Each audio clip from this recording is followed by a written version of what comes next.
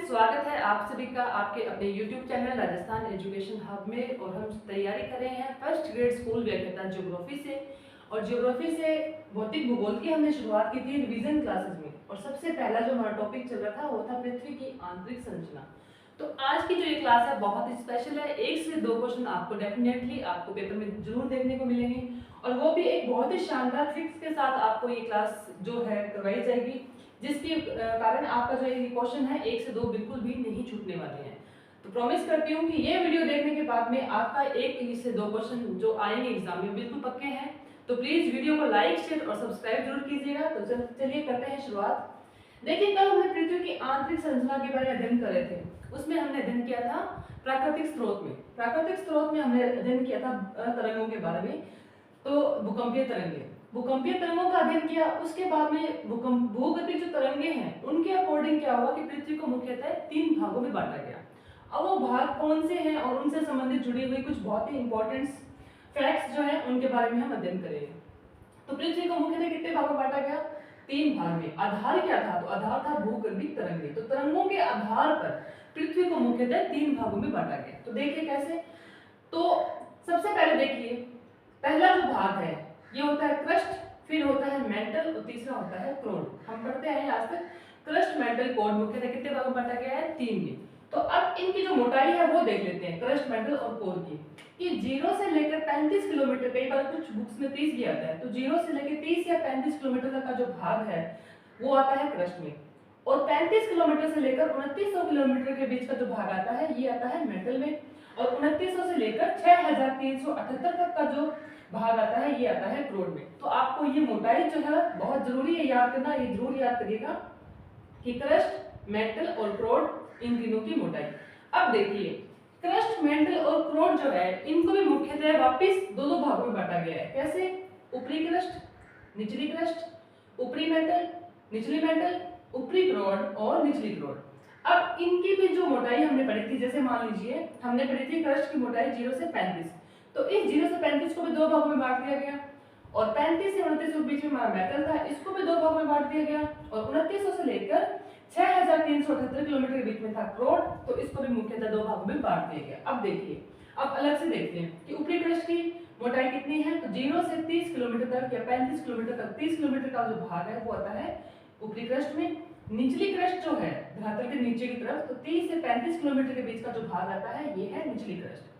ऊपरी मेटल होता है 35 से 700 किलोमीटर, निचली मेटल होता है 700 से 2900 किलोमीटर। ऊपरी क्रोड जो है ये आता है 2900 से 5150 किलोमीटर, और निचली क्रोड जो है ये आता है 2900 से लेकर 5150 से लेकर 6378 तक का जो भाग आता है ये आ जाता है निचली क्रोड में। अब देखिए, इनको हम याद कैसे करेंगे।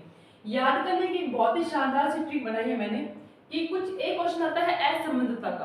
असमंजसता यानी कि सीमा जो पूछते हैं, ये सीमा कौन सी सीमा जो है किसको कैसे अलग कर रही है, ये क्वेश्चन बहुत ही इंपॉर्टेंट है, ये क्वेश्चन डेफिनेटली मिलेगा। तो ये ट्रिक बनाई है कमरगुल। अब कमरगुल को कैसे याद करेंगे, इसको याद करने का तरीका क्या है। हमने पहले क्या किया, क्रस्ट, मेटल, क्रोड लिखा, तीनों को 6 भाग में किया, यानी कि इसे पूरे भाग के 6 भाग हो गए, 1 2 3 4 5 और 6। ठीक है, 6 शब्दों को 5 शब्दों का है कमरगुल। तो आपने क्या करना है, जहां से क्रस्ट को 2 भागों में अलग किया वहां पे आप लिख देना क। यहां से शुरू मत करना, यहां से शुरू करना है। ऊपरी क्रस्ट और निचले क्रस्ट के बीच में क, फिर मैं, फिर रे, फिर गु, फिर ल, कमरगुल हो गया। ठीक है, अब देखिए, ऊपरी क्रस्ट और निचली क्रस्ट को कौन अलग करता है, तो बीच में क्या आ जाता है क। निचली क्रस्ट और ऊपरी मेटल के बीच में म, ऊपरी मेटल और निचली मेटल के बीच में र, निचली मेटल और ऊपरी क्रोड के बीच में गु, और ऊपरी क्रोड और निचली क्रोड के बीच में ल। तो इसकी फुल फॉर्म कैसे बनी, तो कैसे बन जाएगा पोनार्ड, मैं से बन जाएगा मोहो, रे से बन जाएगा रैपिड सीमा, और ग से बन जाएगा गुटेनबर्ग, और ल से बन जाएगा लेहमान। तो इस तरह से हम, अब कोई भी क्वेश्चन आपसे यहाँ से पूछा जा सकता है कि रैपिड सीमा जो है वो किसको किससे अलग करती है, तो आराम से बता सकते हैं कि ऊपरी मेटल और निचली मेटल को। अब ये पूछने जाए कि लेहमान सीमा जो है वो किसको किससे अलग करती है, तो ऊपरी क्रोड और निचली क्रोड को।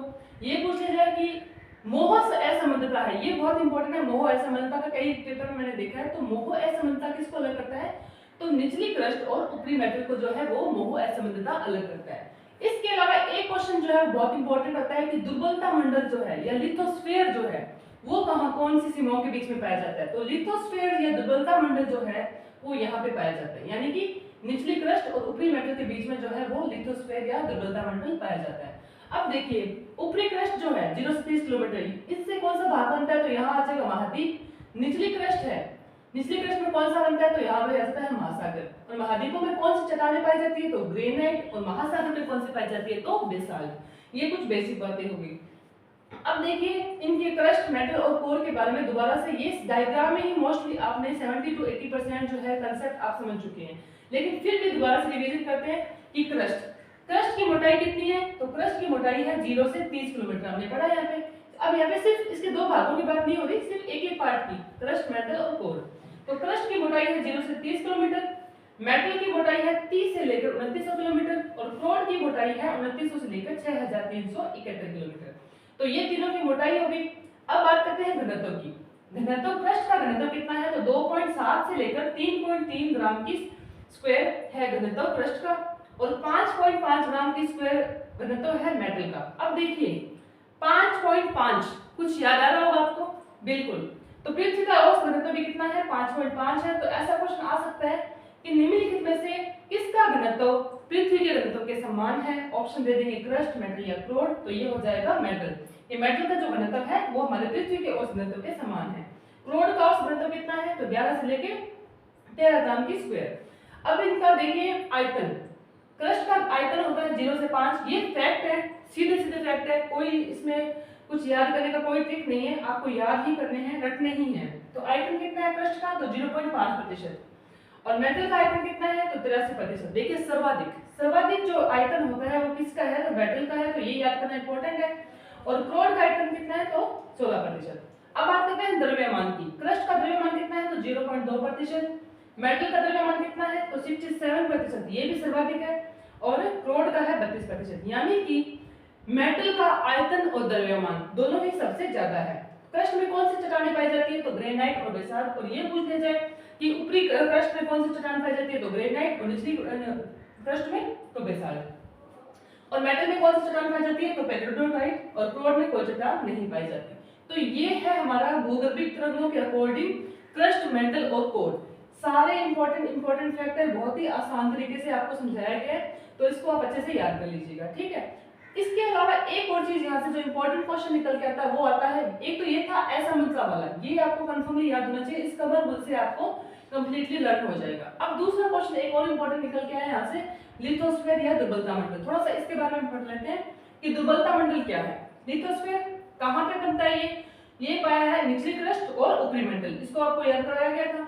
किस फॉर्म में है ये? तो ये तरल है, लिक्विड फॉर्म में है। तो इसकी गहराई कितनी होती है? तो ये गहराई होती है 200 से लेकर 400 किलोमीटर के बीच में। और इसकी क्या विशेषता है? तो विशेषताओं की बात करते हैं तो इस क्षेत्र में क्या है कि भूकंप की जो गति है वो कम होती है।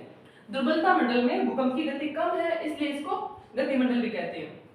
इसके अलावा और क्या क्या होता है यहाँ पे? तो देखा जाए तो मैग्मा पिघलता है यहाँ पे, ज्वालामुखी का उद्गार होता है, प्लेटें पिघलती हैं। और इसका घनत्व कितना है दुर्बलता मंडल का?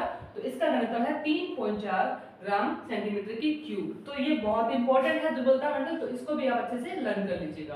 तो ये तो था भूगर्भिक तरंगों के अकॉर्डिंग, क्रस्ट, मेटल और कोर।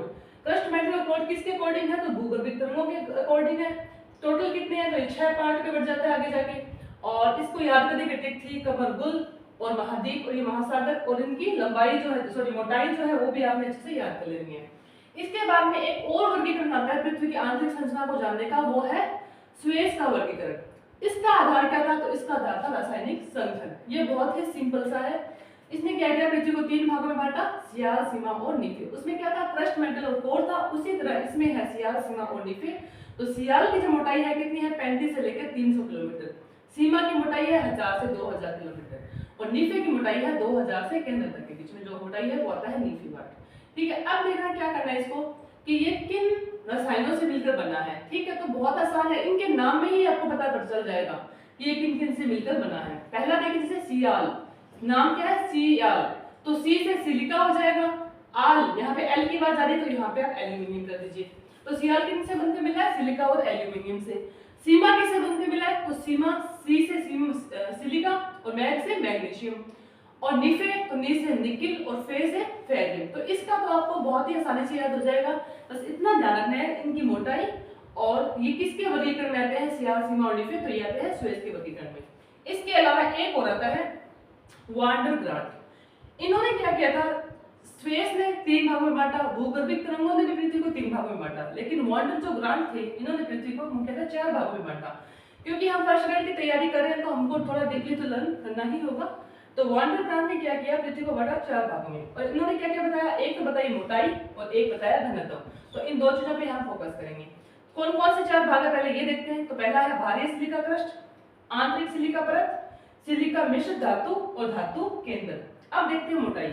बाहरी सिलिका क्रस्ट जो है वो होती है 60 किलोमीटर तक, और 60 से लेकर 1140 तक आती है आंतरिक सिलिका परत, और सिलिकेट जो मिश्र धातु है ये पाई जाती है 1140 से 2900 किलोमीटर के बीच में, और धातु केंद्र जो है ये है 2900 से लेकर केंद्र तक। यानी कि इस तरह से मान लीजिए आप 2900 से लेकर केंद्र तक जो क्षेत्र है ये होता है धातु केंद्र। तो इसकी मोटाई कितनी है, 2900 से केंद्र तक, ठीक है। अब बात करते हैं इनके घनत्व के बारे में। बाहरी सिलिका क्रस्ट की जो घनत्व बताया गया ये बताया गया 2.7 ग्राम की क्यूब, और आंतरिक सिलिका परत का घनत्व बताया है 4.7 ग्राम सेंटीमीटर की क्यूब। सिलिकेट मिश्र धातु की घनत्व बताया गया 4.7 से लेकर 5.5 ग्राम सेंटीमीटर की क्यूब, और धातु के अंदर की जो घनत्व बताया है ये है 11 ग्राम सेंटीमीटर की क्यूब। तो ये घनत्व और मोटाई वांडर ग्रांट के अकॉर्डिंग आपने दो बातों का ध्यान रखना है, ठीक है। तो ये आज की हमारी क्लास बहुत स्पेशल थी। सबसे पहले हमने भूगर्भिक तरंगों के अकॉर्डिंग पृथ्वी की आंतरिक संरचना देखी, और नेक्स्ट क्लास में हम पृथ्वी के अप्राकृतिक स्रोत देखेंगे। तो आज की क्लास में इतना ही, और क्लास पसंद है तो प्लीज लाइक, शेयर और सब्सक्राइब जरूर कीजिएगा। मिलते हैं नेक्स्ट क्लास में। जय हिंद, जय भारत, थैंक यू।